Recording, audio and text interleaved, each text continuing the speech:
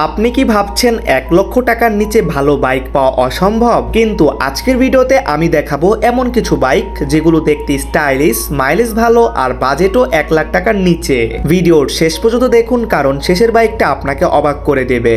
আসসালামু আলাইকুম এভরিওয়ান, কি অবস্থা সবার? বর্তমান সময়ে বাইকের দাম অনেক বেড়ে গেছে, তাই অনেকেই মনে করেন 1 লক্ষ টাকার নিচে ভালো মানের বাইক পাওয়া অসম্ভব নয়। কিন্তু সত্যি বলতে সঠিকভাবে খুঁজলে এমন কিছু বাইক পাওয়া যাবে যেগুলো দেখতে সুন্দর, মাইলেজ ভালো এবং কি দৈনন্দিন ব্যবহারের জন্য পারফেক্ট একদম। আজকের ভিডিওতে আমি আপনাদের এমন কিছু অপশন সম্পর্কে জানাবো যেগুলো আপনার বাজেটের মধ্যে থাকতে পারে। প্রথমে বলি, 1 লাখ টাকার নিচে বাইক কিনতে গেলে আপনাকে 3টি বিষয় মাথায় রাখতে হবে। নাম্বার 1 মাইলেজ, নাম্বার 2 মেইনটেন্স খরচ, নাম্বার 3 রিসেল ভ্যালু।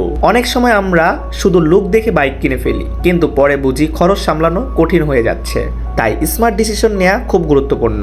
এখন আসি কোন ধরনের বাইক আপনি এই বাজেটে পেতে পারেন। এই বাজেটে সাধারণত 100 থেকে 125 সিসি ভালো বাইক পেতে পারবেন 1 লাখ টাকার নিচে, যেগুলোর পার্টস সহজে পাওয়া যায় এবং মাইলেজও বেশি।